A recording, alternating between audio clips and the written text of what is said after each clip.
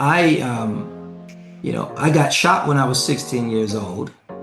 My physical wound healed within months. The rewiring of the trauma took decades. That is Pastor Touré Roberts, co senior pastor of the Potter's House in Dallas, Texas, one of the most influential churches in the world. He's also the founder of One, a global movement at the intersection of faith, business, science, and entertainment. And he has a new book out called Knowing. In a season where the ground keeps shifting under our feet, politically, culturally, and sometimes personally, Pastor Touré says the answer is not more information. It's something older than that, something that every person was born with, something most of us had probably forgotten how to read. I sat down with him to talk about his book, and I started with something that connects to a recent incident that shook him and his entire family. Well, Pastor Torre, I know I have limited time with you, and I want to make sure I just jump right into it. And I hope this doesn't sound too forceful because I want to get as much as I can from you in the time that we have. Certainly. Um, your book, Knowing, is about anchoring yourself in divine certainty during uncertain times. And then life really handed you something that nobody could have actually prepared you for. Your wife, your partner in this ministry, suffers a serious accident right as this book releases. Knowing didn't prevent that. But so I wonder if you could kind of impart to us what Knowing actually did for you when the Mm. thing you didn't see coming arrived anyway. Yeah, thank you. I love that question because the reason why it's knowing and not known from a place of arrival is that we are constantly knowing. And so when Sarah's accident happened, obviously it shook me up pretty good. And transparently, I was wrestling between two perspectives. One perspective was s- this accident could have cost my wife her life or paralysis. And that was it was extremely discouraging. And when I lived in that space, that perspective, I was troubled and really could not do anything more than grieve. But then there was another perspective. And that perspective was this wasn't a doomsday, but this was a day of deliverance. This was a day of God's protection. And so, what I learned about knowing is also having the ability to reframe a circumstance and be grounded in what it truly is, which was, and the more true concept is that this was a moment of deliverance. This was a moment of God's protection. And that reframing of what I knew in that moment took me from grief to gratitude. And so in real time, I had to put into practice, the very first chapter, which is Be Still and Know, which addresses when you have to go through a difficult, unknown circumstance that you can know things even in the midst of unknowing or what you don't know. And so, yeah, it was really, it was tough, but I was strengthened all the more in the message that knowing couldn't prevent it, knowing didn't see it, but knowing could, in fact, ground me with a reframing of perspective concerning what I knew. And I do hope that she is doing well and you and your family are doing well in this time. Everything's better, I hope. Thank you. It is. She's here. I'm keeping a good eye on her, and I'm beginning to see signs of recovery, the initial signs of recovery, which is a blessing. Good. Very good. I wanted to know, your book describes exactly what people are really feeling right now. Political chaos, fear, distrust in a world and the world kind of feels like it's shifting under our feet. But you say that something that and you say that and that was something that was very significant to me.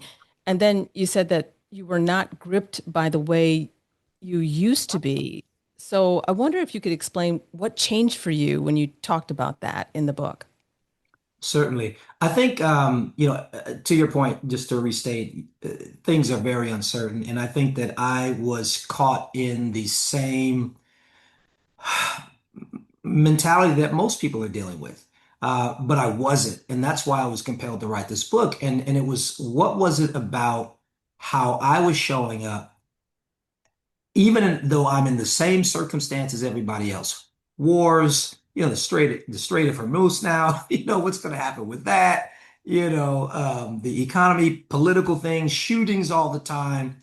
And so I begin to ask the question, what is different about how I'm showing up? Why am I not as shaken? And for me, it was clear that it was one thing, and that was a knowing that I've had since I was a little boy that has constantly grown throughout the years as I have experienced God coming through, the reality of a greater plan at work irrespective to what I'm facing or what I'm going through, that life is an unfolding, and ultimately, even the things that did not feel good were working together for my good. And so when I write a book, there are two things that I feel like need to be in place when I'm writing a book. One is it's got to speak to where people are right now. That's just how I am. Maybe others can write about any topic. For me, it has to be what are people going through, one, and then two, how can they go through it better? How can they show up better? And so yeah, it was my own knowing that throughout the years it enhanced, it got better. I got better at tracing that knowing, training that knowing, and then ultimately trusting that knowing. And I wanted to bring that to the readers of this book. For someone who is driving and listening to this and may not know what knowing is, can you explain what the concept is so that they have a clearer understanding? Yes, it is broad. One of the most accessible terms that people can begin to grasp the concept of knowing is intuition, the ability to recognize something or to perceive something that is not um, accessed through the traditional senses. It's so funny. There's a chapter in the book where I deal with knowing as the first sense. Oftentimes we think about any sort of spiritual intuition as the sixth sense. It's almost like an add-on sense, when really knowing is actually our first sense.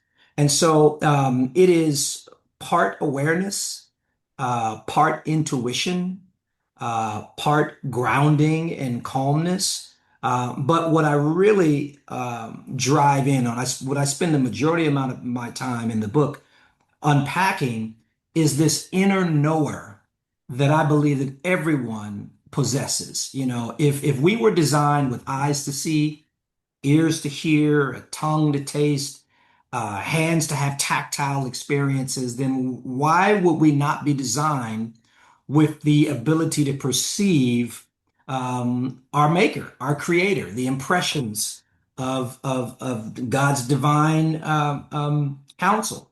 And then there's a word, an ancient Greek word that's found not only in scripture, but in philosophy and in ancient medical terms, which speaks to us having what the English word translates to sense, this organ of perception. So we have this innate ability to have a bit of a compass. It doesn't make us all knowing, but it does make us aware and sensitive toward perhaps what the next step might be, or hey, this may be troublesome, or this might be the way, even though everything on paper says it isn't, and vice versa. And so knowing is the ability to tap into that inner compass that if you trace it, train it, and trust it, will lead you into the unfolding of what I believe is a good plan for all of us.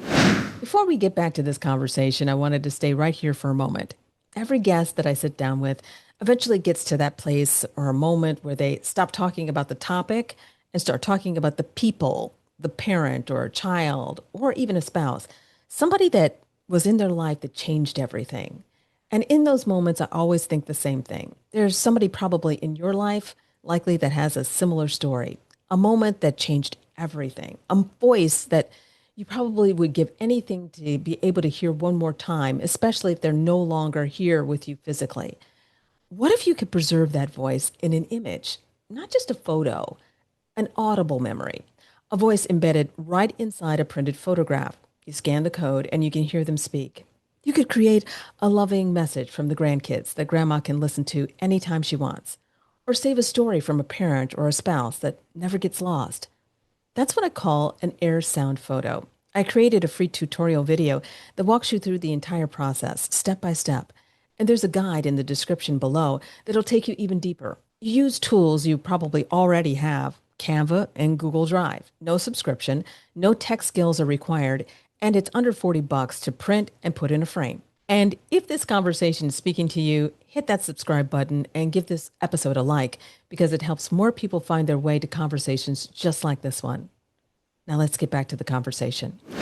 And that leads me to my next question, Pastor Touré. I was watching a conversation with a researcher named Gregg Braden. He's the author of The God Code, and he spent 12 years studying ancient texts and DNA. And what he found was that when you convert the chemical elements of human DNA through and use the ancient Hebrew alphabet, it spells out YHWH, or the name of God. Wow. Essentially, God's signature is written into every cell of every human being. And so when I Wow. read your book, because I was reading your book and then I saw the video and I was like, wow, this is kind of ironic that it connects the two things. I thought of the idea of knowing as something that we're born with, but we can't help. I just can't but wonder if knowing is perhaps connected to the original divine programming, something written so deep in us, but we just really haven't learned how to read it yet. I believe that what you're saying is true. I haven't read that book, but I look forward to reading it. If we look at scripture and we look at how we were designed, humankind was designed in the context of knowing because we were designed in the atmosphere of the all-knowing God. And God, there was a seamless transmitting of knowledge back and forth. And when the protagonist enters into the scene, the first thing that the protagonist attacks is their sense of knowing. The serpent says, did God really say? And so humankind in that moment went from knowing to wondering. And the moment that they went from knowing to wondering, they started wandering, and the rest was history. And so I truly believe that we're born with it. We're created in the image and the likeness of the one who knows all. And it is about getting back to knowing. And my daughter, as you probably know, wrote the foreword. She comes to me and she says, Dad, I want to write the foreword. Now, first of all, she's 9 at the time. How do you even understand? You might know what a foreword is, but how do you even understand how it fits into a manuscript? But there was something in her eyes. There was a surety that she had. She wasn't asking from a wishing place. It was as if she knew that she was supposed to write the foreword, and I could sense her knowing, and her knowing begin to bump up against my knowing, and without deliberation with my publisher or my agent, I knew to say yes. Well, as it turns out, the foreword sets the stage for the entirety of the book because at the end of the day, children are closer to knowing oftentimes than adults because they haven't been sullied by life and disappointment, and they haven't been, they haven't experienced, most of the time they haven't experienced trauma, which reshapes that. And so she knew, and I'm glad that I knew that she knew. And here's an interesting point about that. My publisher was not initially excited about it. They challenged it, but I had a knowing, and I stood my ground. And now this is one of the most talked about dynamics of the book in all the press that I'm doing. That's funny. Well, I know you were born in Oakland, California, where your parents ran feeding centers and fought for justice. So service was in your DNA, so to speak. But then you moved to Watts, where the hardship got more personal. How does that full journey from watching your parents serve others to Mm. serving your own heart season connect to what you're teaching people and knowing? Yeah, that's really good. I think that essentially I learned love early on. So my parents, they were part of the Black Panther Party. What attracted them to each other or to the party. My dad was ex-military Vietnam vet, and so he was used to fighting for, in his estimation, his country, and now he was fighting for the marginalized as a soldier. My mom is extremely compassionate. So, even now, she'll give you the clothes off of her back. She'll give you her last dime. And so both of them, although they had different methods of pursuing love and justice, they both were about it. And so I think for me, and I'll take a step back, and they were serving with the goal of loving people and pursuing justice in the context of the climate of the world. And so fast forward to me in this message of knowing, it's the same thing. It's me seeing where people are and seeing people hurting. Uncertainty is very disruptive to the nervous system. The brain craves predictability. So when you don't have it, that's a problem. Now imagine waves of uncertainty happening every single day, not only by what's happening in the world, but our access to those things that are happening. I mean, I'm talking about nonstop, uncertainty. So the world is hurting, and either they are lost and locked into decision fatigue, or they are making rash, fear-based decisions, or they are doing nothing. And so my love for people and my belief in the ability for humanity to move past their circumstances, regardless of how dire they are, motivated this work of knowing. And I think I got that love for people and that desire to be the change that people need through writing, through speaking, through podcasting. I think I got that from my parents. Which leads me to my next question because you talked about trauma and you write about something called the knower and kind of like this internal organ, a perception that God built into every person. So, what happens when somebody's knower gets damaged by trauma or hard life, by what they've been told about themselves, I guess? Yeah, I speak or write about misknowing and trauma's relationship to essentially transmuting true knowing into this misknowing. And it happens because trauma rewires. It doesn't just wound, it rewires the way that we process, the way that we perceive the world, the way we show up in the world. And for me, it, and I'll just give my own example. I got shot when I was 16 years old. My physical wound healed within months. The rewiring of the trauma took decades, and I still have to wrestle, with making certain that this embedded perspective was not, is truth. In other words, we have this organ of perception, which is knowing, so it's embedded, and then trauma happens, and trauma rewires, and that's embedded too. And so you will think that, hey, this is my discernment, this is my knower telling me this, but really, this is not discernment. This is actually trauma trying to protect you. But it feels so real because, you have had that experience in the past. And it is, tucked deep within the recesses of who you are. And so it's important to, there's this term called metacognition, and I love it. It literally means to think about your thinking. And so this level of self-awareness where you don't just take a thought at face value, you have to take a minute and wait, how did I arrive at this thought? And so for me, I was suspicious of everyone and everything. And it sounded like, and it looked like wisdom, but it was really my trauma causing me to see everything through the lens of that pain and to do everything in my power to avoid it. And so one of the things that I talk about in the book is how to undo that, how to again reframe your circumstances. I'll give you one more example. So I got shot on December 28th, 1988. And for decades, that was a scary day for me. There'd be some days I wouldn't even leave the house.